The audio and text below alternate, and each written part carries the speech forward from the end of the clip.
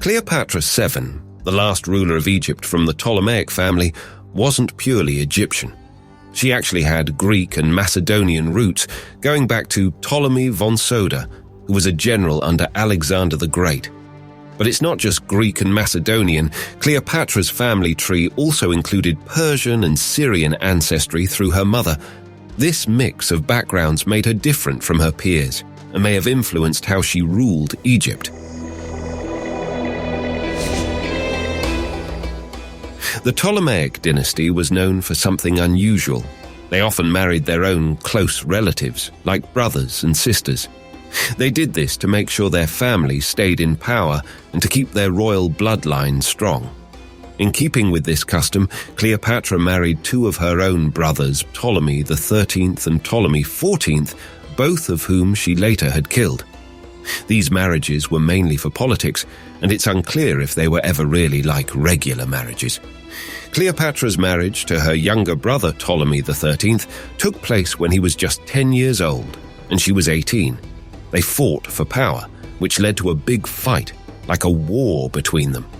With some help from Julius Caesar, Cleopatra won and had her brother drowned in the Nile. After that, she married her other brother, Ptolemy XIV, who might have been poisoned by her. What's interesting is, despite all these family marriages, Cleopatra's most famous love stories were with two powerful Romans, Julius Caesar and Mark Antony. These relationships not only gave her children, but also helped her stay in charge as the last pharaoh of ancient Egypt. Contrary to what many books and movies show, Cleopatra might not have looked like the great beauty she's often described as. We can't be entirely sure how she really looked because there aren't any pictures or written accounts from her time. However, old coins and statues give us some hints. These show Cleopatra with a distinctive nose, a strong chin, and deep-set eyes. These features were seen as attractive back then, but might not match what we consider beautiful today. Remember, what's considered attractive can vary, and Cleopatra's appeal probably came more from her intelligence, charm, and political skills than just her looks. Cleopatra, the famous Egyptian queen, found a clever way to boost her rule and connect with her people. She looked up to the goddess Isis, who was super important in Egypt and other places. Isis was all about making things grow, being a mom, and doing magic stuff. People loved her. So Cleopatra decided to act like she was BFFs with Isis. She wanted everyone to think of her as a divine ruler and bring her people together. Cleopatra took it to the next level by dressing up as Isis during big parties and religious stuff. It made her seem super important and powerful. By hanging out with Isis in a way, Cleopatra got to tap into all the people who already like the goddess. It also made everyone see her as a kind and caring leader. So Cleopatra basically used Isis to make her rule stronger and herself more awesome in the eyes of her peeps.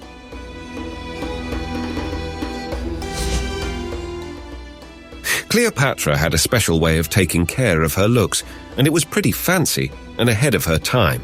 She did things that most people back then didn't do. One of her famous tricks was taking baths in donkey milk. She believed it made her skin super soft and kept her looking young. She needed a whopping 700 donkeys to give her enough milk for her daily baths. Cleopatra also used natural stuff to look great. She mixed crushed ants, carmine, and beeswax to make her lips bold and red.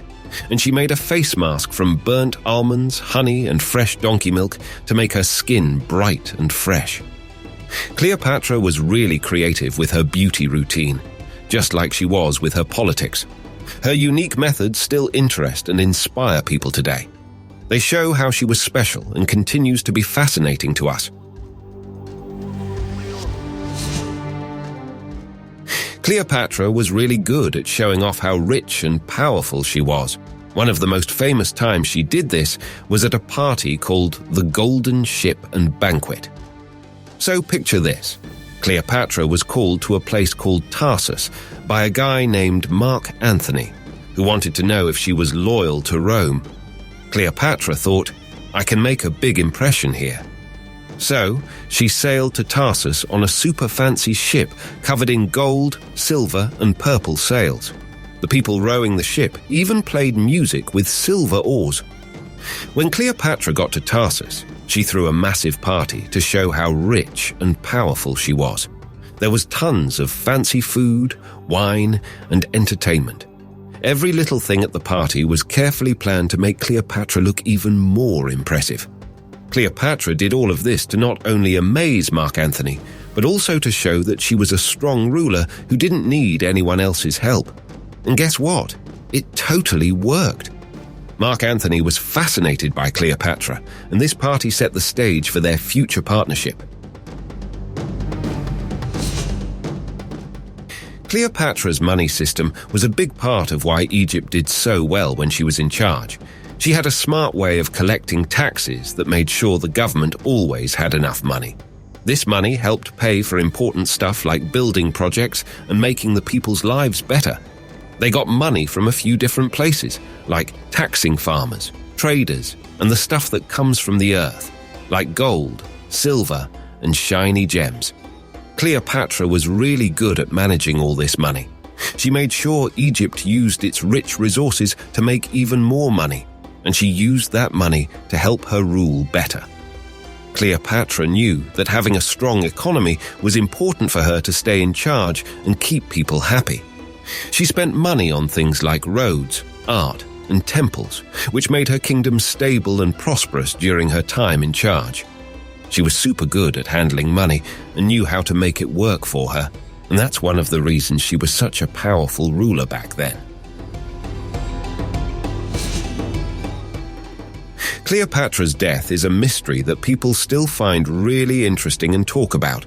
Most folks know the story of her dying from a snake bite, and it's a really dramatic and captivating tale. But some smart people have different ideas about how she might have really died. They think it could have been more complicated and not as straightforward as the snake story.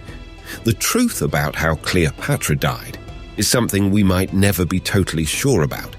But one thing we do know for sure is that she was an incredibly powerful and influential queen. Her legacy as a great ruler is something that everyone agrees on, no matter how she met her end. One of the big mysteries from ancient Egypt is where Cleopatra, the famous queen, was buried when she died.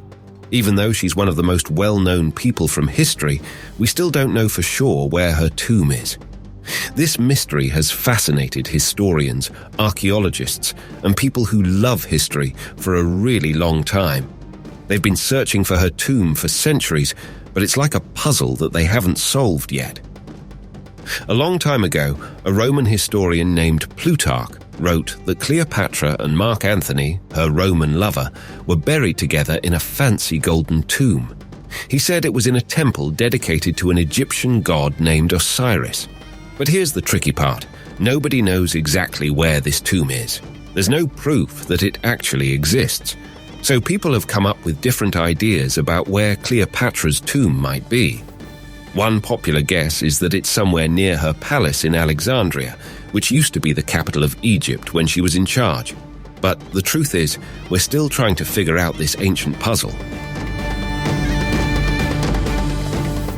Thanks for watching. Don't forget to like and subscribe.